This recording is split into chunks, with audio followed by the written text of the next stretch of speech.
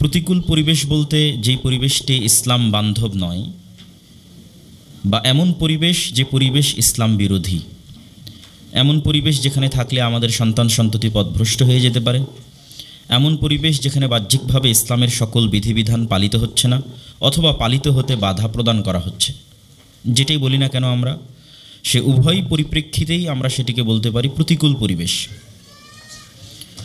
তো প্রতিকূল পরিবেশের আমরা সবচেয়ে বড় উদাহরণ যদি ধরি, তাহলে আমরা পাশ্চাত্য সমাজকে ধরতে পারি, পাশ্চাত্য দেশগুলোকে ধরতে পারি।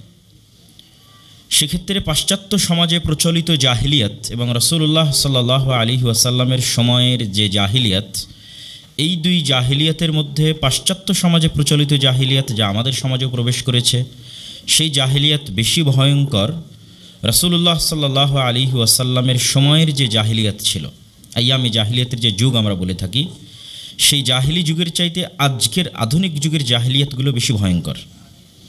তার ছোট্ট একটা উদাহরণ যদি আমরা তুলে ধরি, যে ইসলাম যেই জিনিসগুলোকে অপরাধ হিসেবে চিহ্নিত করেছে, তার বহু বিষয়ই জাহিলি যুগেও অপরাধ হিসেবে বিবেচিত হতো, কিন্তু আজকের আধুনিক যুগে ইসলাম যে বিষয়গুলোকে অপরাধ হিসেবে চিহ্নিত করেছে সেগুলো মানুষের অধিকারে পরিণত হয়েছে, ওয়াল ইয়াযু বিল্লাহ। তাহলে বর্তমান পরিবেশ কতটা ভয়ঙ্কর হতে পারে, যেই পরিবেশে ইসলামের নির্ধারিত অপরাধগুলোকে মানুষের অধিকার বানানো হয়েছে। যেমন আমরা LGBTQ এর কথা বলতে পারি, যেগুলো এখন মানুষের অধিকারে পরিণত হয়েছে। গুনাহ করা এটা তার অধিকার, যদিও রাসূল সাল্লাল্লাহু আলাইহি ওয়াসাল্লামের যুগে যে জাহিলিয়াত ছিল সেই সময় এই গুনাহগুলো সামাজিকভাবে মানুষের কাছে ধিক্কৃত ছিল, সামাজিকভাবে এই গুনাহগুলো খারাপ হিসেবে বিবেচিত ছিল। তাহলে আজকের এই জাহিলিয়াত আমাদের জন্য বেশি ভয়ঙ্কর, আজকের প্রতিকূল পরিবেশ আমাদের জন্য বেশি ভয়ঙ্কর। আজকের প্রতিকূল পরিবেশের সবচেয়ে বড় যে টার্গেট, সেটি হচ্ছে মানুষকে পরিপূর্ণরূপে শয়তানের গোলাম বানানো, মানুষকে পরিপূর্ণরূপে শয়তানের দাস, শয়তানের সকল আদেশ মান্য করা, মানুষের অন্তরের যে চাহিদা, এই চাহিদাকে লাগামহীন বাধাহীন করে দেওয়া, আনলিমিটেড স্বাধীনতা, মানুষের ব্যক্তি চাহিদার, অন্তরের চাহিদার, শাহওয়াত কামনা বাসনার আনলিমিটেড যে স্বাধীনতা, এই স্বাধীনতাই হচ্ছে বর্তমান বিশ্বের সবচেয়ে বড় ভয়ঙ্কর দিক। আর এটির মাধ্যমেই শয়তান চায় যে মানুষ শয়তানের গোলাম হোক। যেমনটি আল্লাহ সুবহানাহু ওয়া তাআলা কোরআন মাজিদে বলেছেন যে তারা তাদের নফসকে, তাদের অন্তরকে তাদের ইলাহ বানিয়ে নিয়েছে। ইত্তাখাযা হাওয়াহু ইলাহ, তাদের অন্তরের প্রবৃত্তিকে তারা ইলাহ বানিয়ে নিয়েছে। আমাদের একমাত্র ইলাহ হচ্ছেন আল্লাহ সুবহানাহু ওয়া তাআলা।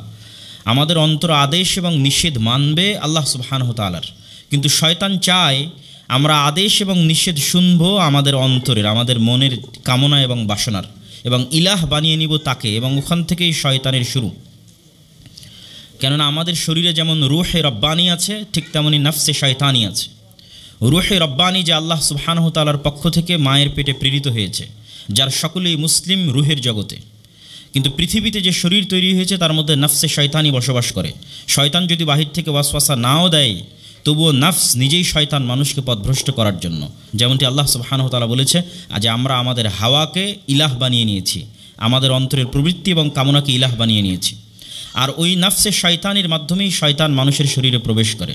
এই জন্য রাসূলুল্লাহ সাল্লাল্লাহু আলাইহি ওয়াসাল্লাম বলেছেন প্রত্যেক মানুষের সাথে দুইজন বন্ধু থাকে, একজন ফেরেশতা বন্ধু, একজন শয়তান বন্ধু।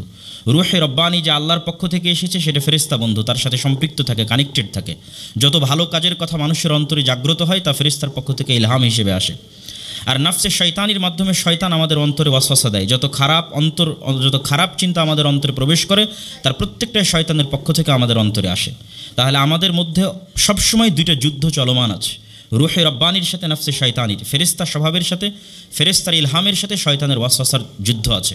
তো রাসূলুল্লাহ সাল্লাল্লাহু আলাইহি ওয়াসাল্লামকে জিজ্ঞেস করা হলো আপনার মধ্যেও কি একই অবস্থা? তিনি বলেন আমার মধ্যেও একই অবস্থা, তবে আমার শয়তান ইসলাম গ্রহণ করে নিয়েছে।